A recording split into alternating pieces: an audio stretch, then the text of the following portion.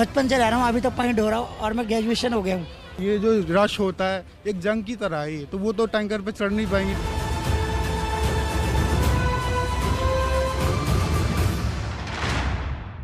ज़्यादा फसल सूखने के कारण तो भाई लोगों ने थोड़ा अपना सोचें कि यार माता जी को यदि अपन टोटक करें तो आस्था अपनी पूरी हो जाए कि पानी गिर जाए, और थोड़ा सा वे अपना वहाँ वस्त्र उतार करके थोड़ा सा छोटी छोटी और ज़्यादा बड़ी नहीं, 2-3 साल की बच्चियाँ उनको ले जा करके थोड़ी सी टंट टोटका करा के और बस ख़त्म कर देती, पूजा मंत्र करती वहीं। पानी के लिए मासूम बच्चियों को नग्न करके उनसे टोटका करवाना, अंधविश्वास की यह कहानी आपको अंदर तक झकझोर के रख देगी। लेकिन आपको इस बात पर भी विश्वास करना होगा कि पानी की वजह से आपका और हमारा जीवन गहरे संकट में घिरने वाला है। यकीन नहीं आता ना? 2 साल पहले मैं आपसे कोरोना का जिक्र करता तो यकीन आता? नमस्कार, मैं हूं मनोज मुंतशिर। भारत का युग में आज हम बात करेंगे जीवन की। जीवन यानी जल। वो अंग्रेजी फिल्में देखी हैं आपने, एपोकलिप्स वाली, दुनिया खत्म हो रही है, बस मुट्ठी भर लोग धरती पर बचे हैं। ऐसी अजीब अजीब सी बेतुकी कहानियां हंसी आती है। लेकिन अगर मैं एक जिम्मेदार न्यूज चैनल पर खड़ा होकर कहूं कि ये बातें इतनी भी बेतुकी नहीं है, इनका सच से कुछ तो रिश्ता है, और दूर का नहीं नजदीक का रिश्ता है, तो आप डर जाएंगे। कभी कभी आशंकाओं से डरना जरूरी है, क्योंकि डरेंगे तभी कुछ करेंगे। कुछ डरावने आंकड़े मैं आपको बताता हूं। दुनिया में पानी के गंभीर संकट से गुजर रहे 17 देशों में भारत 13वें नंबर पर है। आज भी देश की 50% आबादी पीने के साफ पानी से कोसों दूर है। देश में करीब 70% पानी प्रदूषित है, और यही वजह है कि जल गुणवत्ता सूचकांक वाटर क्वालिटी इंडेक्स में 122 देशों में भारत 120वें नंबर पर है। पीने का पानी खत्म हो गया तो हमें खत्म होने में कितना वक्त लगेगा, सोचिए। अगर देश ने पानी की बचत पर ध्यान नहीं दिया, पानी का दोहन नहीं रोका, तो आने वाले दशकों में स्थिति बहुत ज्यादा बिगड़ जाएगी।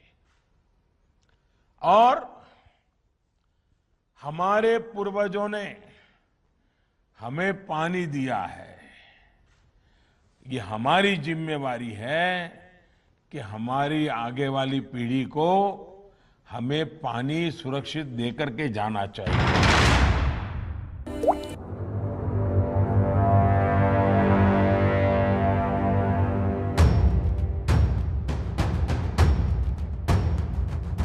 हर साल 22 मार्च को हम विश्व जल दिवस मनाते हैं, लेकिन पानी के दुरुपयोग की वजह से आज हम जल संकट की दहलीज पर खड़े हैं। साल 2018 की नीति आयोग की composite water management index report के मुताबिक साल 2030 तक बढ़ती आबादी की वजह से देश में पानी की मांग अभी हो रही आपूर्ति के मुकाबले 2 गुनी हो जाएगी, और इससे लाखों लोग पानी की समस्या से जूझेंगे। दरअसल भारत की आबादी और अर्थव्यवस्था बढ़ने से पानी की जरूरत और मांग भी लगातार बढ़ रही है। विश्व स्वास्थ्य संगठन के मुताबिक एक व्यक्ति को हर दिन अपनी जरूरत पूरी करने के लिए 25 लीटर पानी की जरूरत होती है। दिल्ली, मुंबई जैसे देश के बड़े शहरों में करीब 150 लीटर प्रति व्यक्ति प्रतिदिन से भी ज्यादा पानी दिया जाता है। दुनिया में प्रति व्यक्ति पानी की सबसे ज्यादा खपत दिल्ली में 272 लीटर होती है। साल 2018 की नीति आयोग की composite water management index report में बताया गया है कि दिल्ली, बेंगलुरु, चेन्नई और हैदराबाद समेत देश के करीब 21 प्रमुख शहर 2020 तक शून्य भूजल स्तर तक पहुंच जाएंगे। यानी इन शहरों के पास खुद का पीने का पानी भी नहीं होगा, और इससे 10 करोड़ लोग प्रभावित होंगे। जल संकट से जूझ रहे दुनिया के 400 शहरों में से शीर्ष 20 में भारत के चेन्नई, कोलकाता, मुंबई और दिल्ली भी शामिल हैं। जल शक्ति मंत्रालय ने देश के 255 जिलों और 1597 ब्लॉकों को चिन्हित किया है जहां पानी की भारी किल्लत है। भारत एक कृषि प्रधान देश है और देश में 80% से ज्यादा शुद्ध पानी का इस्तेमाल खेती में होता है। केंद्रीय भूजल बोर्ड की 2015 की रिपोर्ट के मुताबिक दुनिया में सबसे ज्यादा भारत में ही भूजल का इस्तेमाल होता है। आज देश के 40% से ज्यादा क्षेत्रों में सूखे का संकट है और ऐसा ही एक इलाका है दमोह। बच्चियों से क्यों करवाते हैं? मानो दुनिया में ही है हमारो कैसा? कुंवारी माना छोटे छोटे बालकों से थपवा देती हैं माता जी के, सो भगवान गिरते हैं।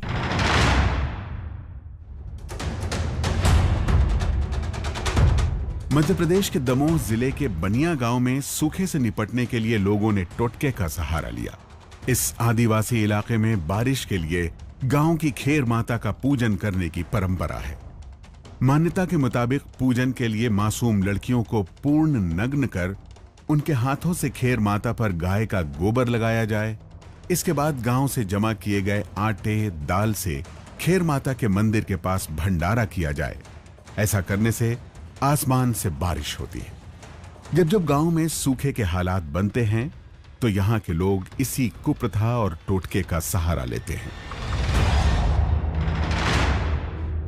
चूंकि अबोध बालिका है तो जेजे एक्ट का तो और पाक्सो का निश्चित तौर पर उल्लंघन है, इसलिए विवेचना का विषय है। और मैंने अपनी खुश्क आंखों से लहू छलका दिया। एक समंदर कह रहा था मुझको पानी चाहिए। कवि की रूमानी कल्पना है, समंदर भला पानी क्यों मांगेगा, लेकिन क्यों नहीं मांगेगा अगर हालात इतने बुरे हो जाएं कि पानी नाम की चीज ही प्लेनेट पर बाकी न रहे। एक तो पानी की स्थिति वैसे ही खराब है, उस पर अंधविश्वास, प्रदूषण, लापरवाही और टेक इट इजी पॉलिसी ने मिलकर इस संकट को महासंकट बना दिया है। देश के 20 करोड़ से ज्यादा लोगों को पीने का साफ पानी आज तक नहीं मिल पाया है। जल संकट से निपटने के लिए पहले इसकी बुनियादी वजह को समझना जरूरी है। देश में जल संकट मानसून में देरी या बारिश की कमी की वजह से नहीं है।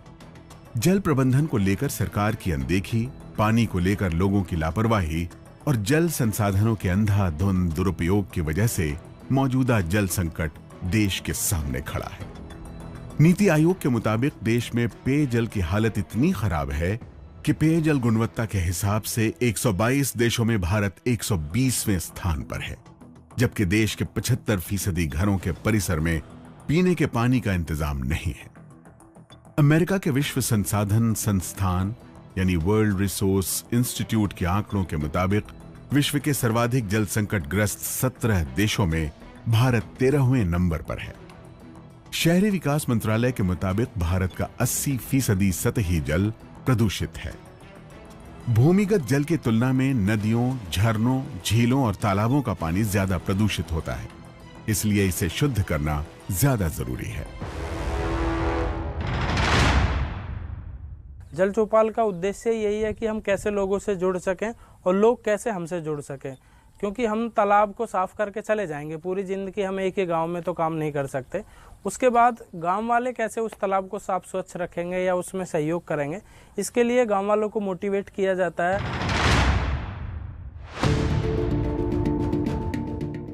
उत्तर प्रदेश में ग्रेटर नोएडा के रामवीर तंवर पॉन्ड मैन के नाम से मशहूर हैं। रामवीर अभी तक 40 से ज्यादा तालाबों को जिंदा कर चुके हैं।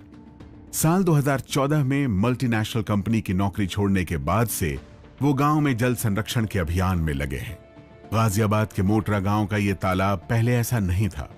कूड़े की वजह से ये तालाब एक दलदल में तब्दील हो गया था, लेकिन रामवीर और उनकी टीम ने इसकी तस्वीर और तकदीर दोनों ही बदल दी। प्रधानमंत्री नरेंद्र मोदी भी मन की बात कार्यक्रम में जल संरक्षण की इस मुहिम की तारीफ कर चुके हैं। कि हमारे देश में वर्षा का अधिकांश जल बर्बाद हो जाता है। भारत वर्षा जल का जितना बेहतर प्रबंधन करेगा, उतना ही ग्राउंड वाटर पर देश की निर्भरता कम होगी। और इसलिए कैच द रेन जैसे अभियान चलाए जाने और सफल होने बहुत जरूरी है। मैं एक बार फिर से कुछ नंबर्स आपके साथ शेयर करना चाहता हूं, ध्यान से सुनिए। अब नंबर्स का फायदा यह है कि बात गोलमोल नहीं होती, सीधे सीधे समझ में आ जाती है। दुनिया की करीब 18% आबादी भारत में रहती है, जबकि दुनिया के ताजे जल स्रोत का सिर्फ 4% पानी ही भारत के हिस्से में आता है। इस 4% का गणित भी दिलचस्प है। इसमें 3% तो वेस्ट है, उपयोग करने के लायक नहीं होता, यह खारा पानी है। अब बचा 1%। इस 1% का भी 80% हिस्सा खेतीबाड़ी में, 7% औद्योगिक उपयोग में आ जाता है और 13 से 15% पानी ही देश के 130 करोड़ लोगों के इस्तेमाल के लिए बचता है। तो जल संकट से निजात पाने के लिए जल आपूर्ति ही नहीं, पानी की बढ़ती हुई मांग पर भी ज्यादा फोकस करने की जरूरत है। भारत के करीब 130 करोड़ लोगों के लिए दुनिया का 0.13% पानी उपलब्ध है और इसका भी एक बड़ा हिस्सा प्रदूषित है। देश में आज भी 23% ग्रामीण आबादी यानी 21 करोड़ लोगों को पीने का साफ पानी नहीं मिल रहा है। लेकिन उड़ीसा के पुरी की कहानी हौसला भी बढ़ाती है। दरअसल पुरी देश का पहला ऐसा शहर बन गया है जहां नलों में 24 घंटे ऐसा पानी आएगा जिसे बिना फिल्टर किए पिया जा सकेगा। सरकार ने ये जो सुजल योजना की हुई है उसकी वजह से हमें अभी 24 घंटे पानी मिल रहा है। पहले 1 घंटे या फिर 2 घंटे में मिलता था, अब हमें 24 घंटे मिल रहा है और ऊपर से वो शुद्ध पानी भी है। ड्रिंक फ्रॉम टैप मिशन में यह भी सुनिश्चित किया गया कि पानी की आपूर्ति भारतीय मानक ब्यूरो के गुणवत्ता मानकों के मुताबिक हो। गुणवत्ता वाली अपनी इस पेयजल योजना के साथ पुरी अब लंदन, टोक्यो, न्यूयॉर्क और सिंगापुर जैसे शहरों की सूची में शामिल हो गया है। जल प्रबंधन और पानी के सही तरीके से इस्तेमाल का सबक हमें सिंगापुर जैसे देश से सीखने की जरूरत है। सिंगापुर में प्राकृतिक पानी बेहद कम है, इसलिए पानी की सप्लाई के लिए उसे पड़ोसी देश मलेशिया पर निर्भर रहना पड़ता है। ऐसे में सिंगापुर ने आत्मनिर्भरता बढ़ाने के लिए एक ऐसा वाटर रिसाइकिल सिस्टम तैयार किया है जिसमें टनल और हाईटेक प्लांट्स के जरिए सीवेज के पानी को पीने लायक पानी में बदला जा रहा है। सिंगापुर में हर दिन 90 करोड़ लीटर सीवेज के पानी को साफ करके सिंगापुर के 40% पानी की मांग पूरी की जा रही है। हमारी आजादी के कुछ ही दिनों बाद मलेशिया के प्रधानमंत्री ने ब्रिटिश हाई कमिश्नर को कहा कि अगर सिंगापुर वो नहीं करता जो हम कह रहे हैं तो हम उसकी पानी की आपूर्ति बंद कर देंगे। तब मैंने सोचा कि जब तक हम पानी के मामले में कुछ आत्मनिर्भर नहीं हो जाएंगे, उस समय मैं नहीं सोच सकता था कि पूरी तरह आत्मनिर्भर हम उनके पिछलग्गू ही बने रह जाएंगे। और इसके साथ ही शुरू हुई हमारी पेयजल के मामले में आत्मनिर्भरता की खोज।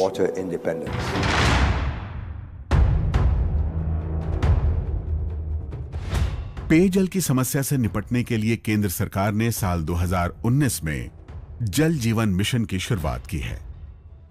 देश के ग्रामीण इलाकों में 19 करोड़ 23 लाख घर हैं। 15 अगस्त 2019 तक ग्रामीण घरों में 3 करोड़ 23 लाख नल के कनेक्शन थे। अभी तक करीब 8 करोड़ 25 लाख घरों में पाइपलाइन के जरिए नल लग चुके हैं। जल जीवन मिशन के लॉन्च होने के बाद से 5 करोड़ नल कनेक्शन दिए जा चुके हैं। पिछले 3 सालों के आंकड़ों पर गौर करें तो 1 अप्रैल 2017 में करीब 77% ग्रामीणों को पीने का 40 लीटर या उससे ज्यादा पानी उपलब्ध था।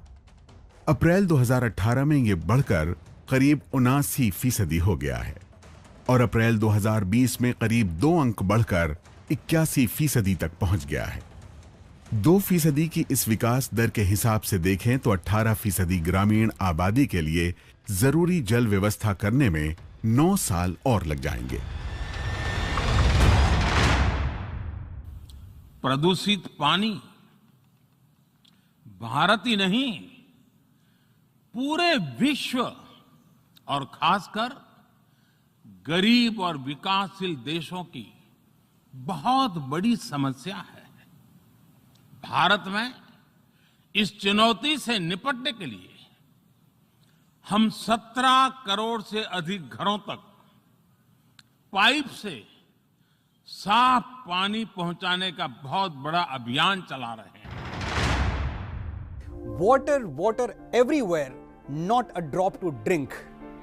अंग्रेजों का यह मुहावरा भारत पर एकदम फिट बैठता है। हमारी कोस्टल लाइन करीब 7,500 किलोमीटर लंबी है।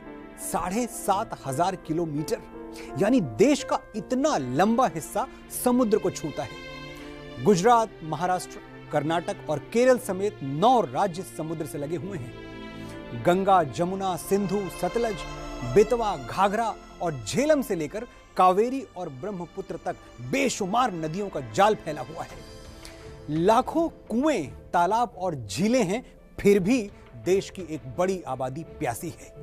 क्यों? देश के सामने जो जल संकट खड़ा है, क्या उसका कोई जवाब है? बिल्कुल है, क्योंकि यह संकट ना तो बारिश की कमी से है और ना ही इसलिए कि जमीन के अंदर पानी कम है। अगर कहीं कोई कमी है तो हमारी सोच में है। कमी यह है कि हमें पानी का सही इस्तेमाल करना आता ही नहीं।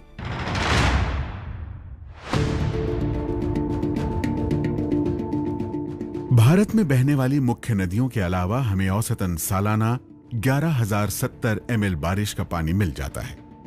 बारिश से हमें 4,000 बिलियन क्यूबिक मीटर पानी मिलता है, लेकिन इस पानी का महज 8% ही हम बचा पाते हैं और बाकी पानी समंदर में समा जाता है। शहरों से लेकर गांवों और कस्बों तक हर साल बारिश और बाढ़ से हाहाकार मचता है।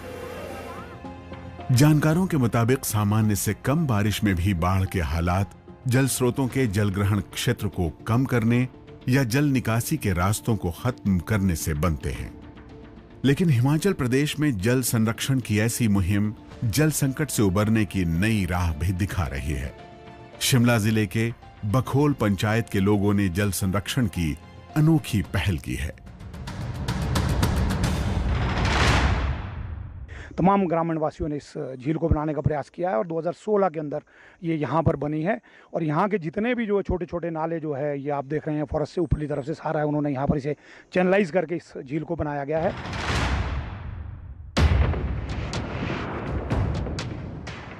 बखोल पंचायत के अधिकतर गांव पानी के लिए प्राचीन बावड़ियों पर ही निर्भर हैं, लेकिन पिछले 5 सालों में यहाँ की करीब 12 बावड़ियां सूख चुकी थीं।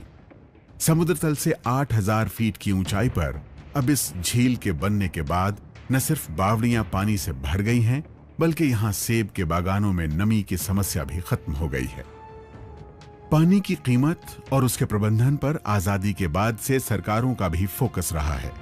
यही वजह है कि प्रधानमंत्री नेहरू के दौर में देश में भाखड़ा नांगल बांध और रिहंद बांध जैसे बड़े बांध बनवाए गए। वहीं पाकिस्तान के साथ 1960 में सिंधु जल समझौता हुआ। इस समझौते के तहत पूर्वी भाग की रावी, व्यास और सतलज पर भारत का अधिकार हुआ। वहीं इसके बदले में पश्चिमी भाग में सिंधु, चिनाब और झेलम में पानी का पाकिस्तान तक बहाव सुनिश्चित हुआ। लेकिन बढ़ती आबादी की वजह से पानी की समस्या पिछले 75 साल से लगातार बनी रही है।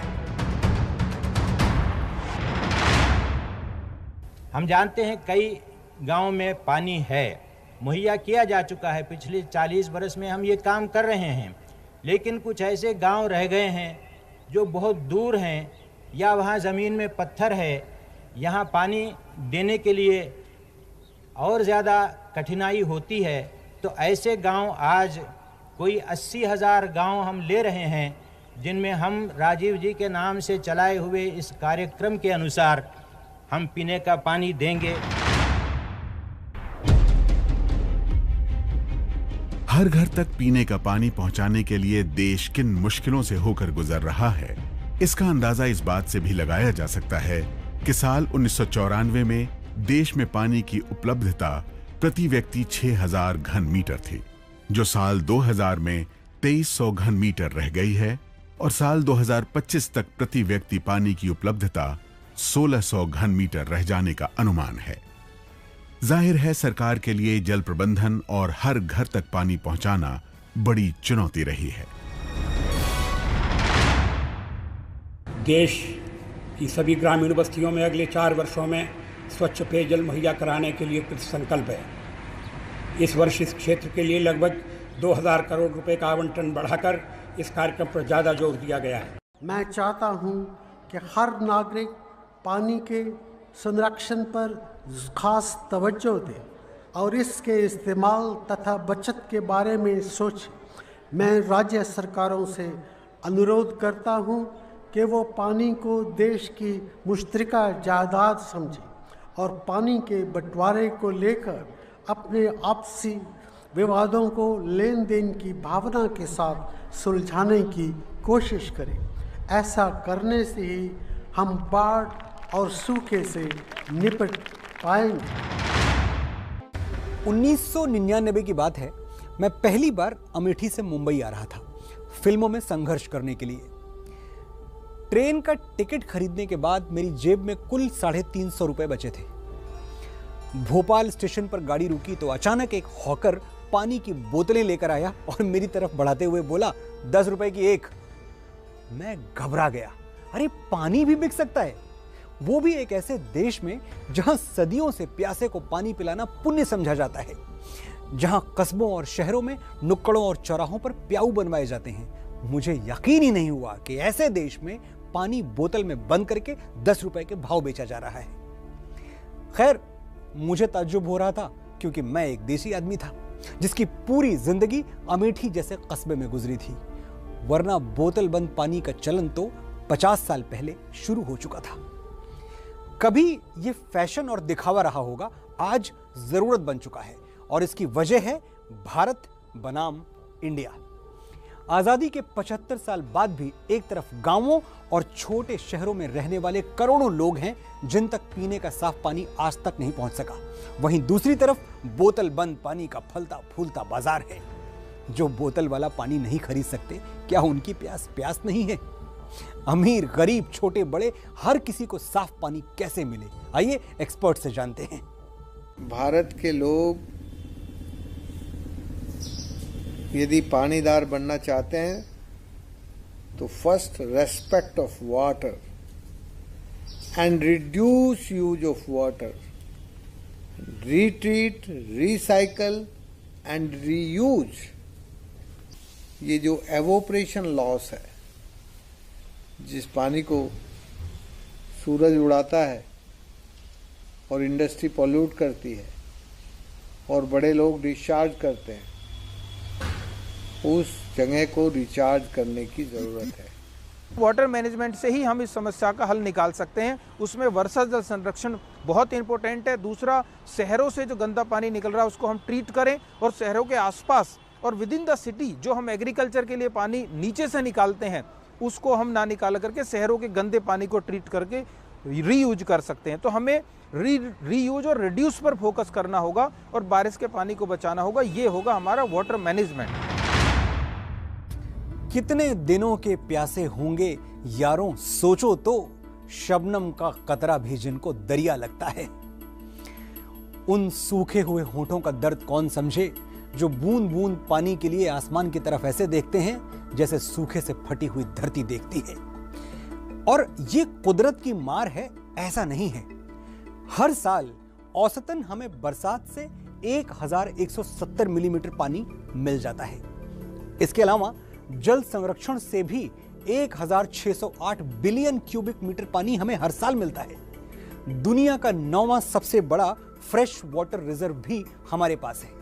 लेकिन इन सब के बावजूद अगर देश में पानी की समस्या है तो यह हमारे जल संरक्षण और जल प्रबंधन पर सवालिया निशान है।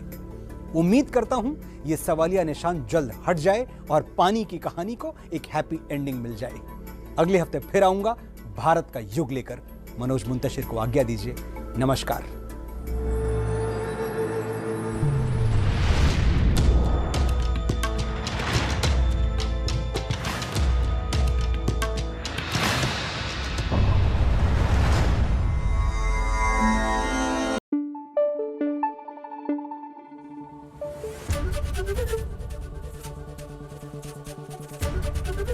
एबीपी न्यूज आपको रखे आगे।